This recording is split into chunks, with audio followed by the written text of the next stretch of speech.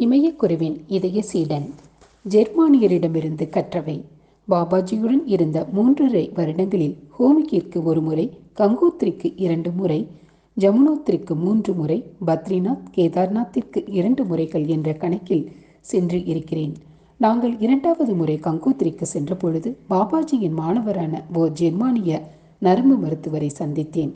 அவரை பாபாஜியும் ஜெர்மானியர் என்றே அழைத்தார். தனது பெயரை வெளியிட அவர் அனுமதி தரவில்லை. ஆதலால் நானும் அவரை ஜெர்மானியர் என்று குறிப்பிடுகிறேன்.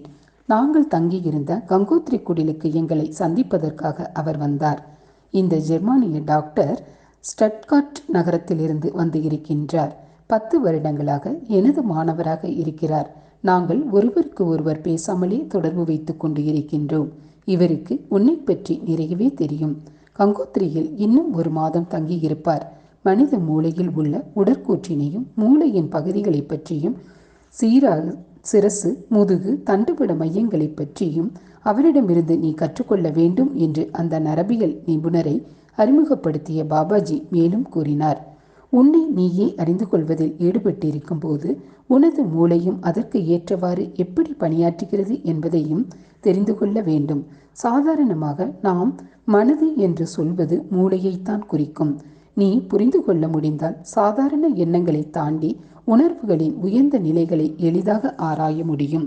எல்லா பணிகளையும் மிக சரியாக செய்ய வேண்டும் என்னும் ஜெர்மானியர்களுக்கே உரித்தான குணத்தினை அந்த டாக்டர் பெற்றிருந்தார். பல வகை கோட்டோவியங்களையும் படங்களையும் தன்னிடம் வைத்து இருந்தார். செரி, பெலம், மத்திய மூளை பகுதி, ஊர்வனவற்றின் மூளை மற்றும் அவயங்களின் அமைப்பு ஆகியவற்றை பற்றி படித்தேன்.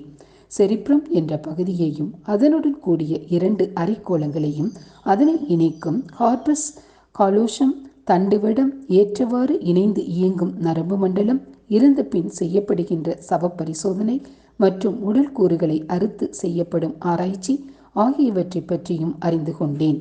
நரம்பு இணைப்புகள், சிரசு, தண்டுவட நரம்பு மண்டலம் ஆகியவை பற்றியும் அறிந்து கொண்டேன்.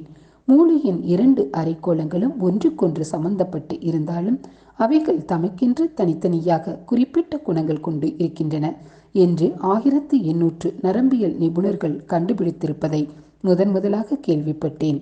அந்த ஜெர்மானியர் தனது ஜெர்மானிய பரிசோதனை சாலையில் பழைய யோகா புத்தகங்களான ஹதயோக பிரதீபிகா, சட்சக்கர நிரூபணாவைகளில் எழுதப்பட்டிருப்பவையோடு நவீன நரம்பியல் தகவல்கள் ஒப்பு நோக்கி கொண்டிருந்தார்.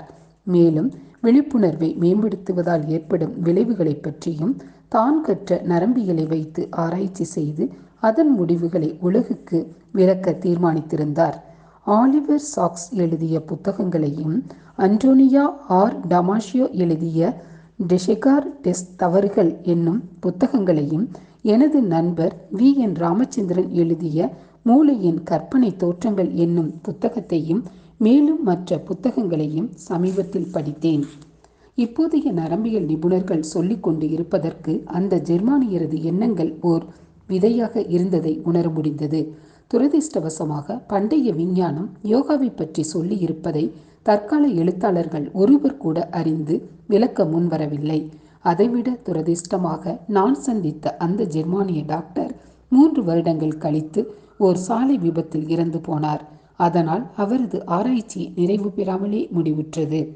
அந்த ஜெர்மானியர் தனது ஆராய்ச்சியை தொடரக்கூடிய சூழ்நிலை உருவாகும் போது மீண்டும் பிறப்பார் என பாபாஜி கூறினார்.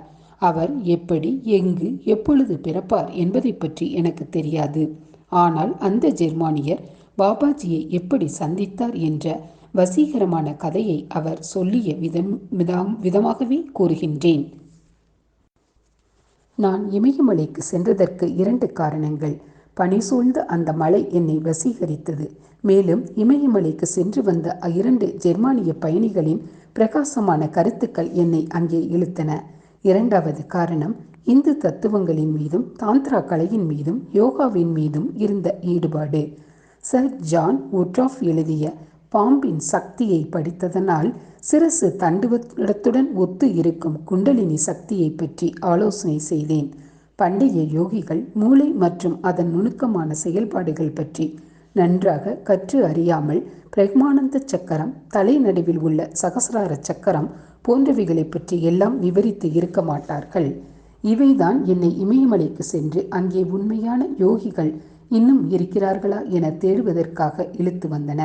அப்போது நான் முழு நேர நரம்பியல் நிபுணராக ஸ்டட்கட் எனும் இடத்தில் பணியாற்றி கொண்டு இருந்தேன். மிகுந்த முயற்சி செய்து உண்மையான காரணத்தை சொல்லாமல் 1 மாத காலம் விடுப்பு எடுத்துக்கொண்டேன். அந்த காலகட்டங்களில் யோகாவை பற்றியும் அது சம்பந்தமான அபூர்வமான விஷயங்களையும் மூட நம்பிக்கை என்றும் விஞ்ஞான ரீதியாக ஒப்புக்கொள்ள முடியாதவை என்றும் இதர விஞ்ஞானிகளால் கருதப்பட்டு வந்தன. இமயமலைக்கு செல்வதும் அந்த நாட்களில் எளிமையானதாக இல்லை. டெல்லிக்கு விமானத்தில் வந்து முழு நாள் செலவு செய்து புகைவண்டி மூலமாக ஹரித்வாருக்கு போய் சேர்ந்தேன். அங்கிருந்து ஒரு பஸ் அரை நாள் எடுத்துக்கொண்டு என்னை ரிஷிகேசிற்கு கொண்டு போய் சேர்த்தது. தெய்வீக வாழ்வு நிலையத்தில் இருக்க இடம் கிடைத்தது. அதன் அப்போதைய தலைவரான மறைந்த சிவானந்த சுவாமியின் உதவியை நாடினேன். சிவானந்த சுவாமி, நான் இப்படி திரிய வேண்டியதில்லை என்றும் நான் கற்றுக்கொள்ள வேண்டியதை தானே கற்றுத்தர முடியும் என்றும் கூறினார். நான் திருப்தி அடையவில்லை. சில நாட்கள் கழித்து உத்தரகாசிக்கு செல்லும் ஒரு பஸ்ஸில் ஏறிவிட்டேன். உத்தரகாசியிலிருந்து இன்னொரு பஸ் பிடித்து கங்கோத்ரிக்கு சென்றேன். ஒரு பழைய ஆசிரமத்தில் எனக்கு தங்குவதற்கு இடம் கிடைத்தது. ஹோமிக்கிற்கு செல்லும் மலைப்பாதையில் ஏறுவதற்கு திட்டமிட்டேன். ஒரு நாள் கங்கோத்ரி கோவிலின் அருகில் நடந்தபடி எல்லாம் அறிந்த ஓர் யோகியை எப்படி எங்கே கண்டுபிடிக்கப் போகிறேன் என யோசித்து கொண்டு இருந்த பொழுது உயரமான கட்டுமஸ்தான தேகத்துடன் அழகான நிறத்துடன் நீண்ட கருப்பு கலந்த பழுப்பு நிற முடியுடன் வெள்ளை ஆடை ஒன்றை இடையில் அணிந்து கொண்டு எதிர் திசையில் இருந்து ஒருவர் வந்தார். என்னை நோக்கி வந்த அவர் ஜெர்மன் மொழியில் ஹூட்டன் டாக் என்றார். எனது காதுகளையே நம்ப முடியவில்லை. ஹூட்டன் டாக் என நானும் திக்கி திணறி பதிலளித்தேன். நல்லது, எனது ஜெர்மானிய மொழி அவ்வளவு சரியாக இல்லை. நாம் ஆங்கிலத்திலேயே பேசலாமா என்று அந்த அந்நிய மனிதர் என்னை கேட்டார். சரி என கூறினேன். மீண்டும் நான் ஆச்சரியப்படத்தக்க வகையில் அவர், நல்லது டாக்டர், எனது குடிலுக்கு வாருங்கள், நாம் அங்கே அமர்ந்து பேசலாம் என்றார். இப்படித்தான் நாங்கள் இருவரும் சந்தித்தோம். ஜெர்மானியருக்கு அன்றைக்கே பாபாஜியால் கிரியா யோகா தீட்சை கொடுக்கப்பட்டது. கடந்த 7 வருடங்களாக ஜெர்மானியர் கிரியா யோகத்தையும் வேதாந்தத்தையும் பாபாஜியின் மேற்பார்வையில் பயிற்சி செய்து வருவதாக கூறினார். பாபாஜியை குருவாக கருதினார். தான் இன்னும் ஸ்ரீ குருவை பார்த்ததில்லை என்றும் முந்தைய ஜென்மத்தில் தான் ஸ்ரீ குருவின் சீடராக இருந்ததாக பாபாஜி கூறியிருப்பதாகவும் கூறினார். யோகா பயிற்சிகளால் உணர்வுகளில் ஏற்படும் மாற்றங்களை விஞ்ஞான முறைகளில் உறுதிப்படுத்தி நிலைநாட்டுவதுதான் அந்த ஜெர்மானியரின் குறிக்கோளாக இருந்தது. எனது பாடங்களை கற்று முடித்த பிறகு அவரிடம் விடைபெற்று கொண்டு ரிஷிகேசிக்கு திரும்பினோம்.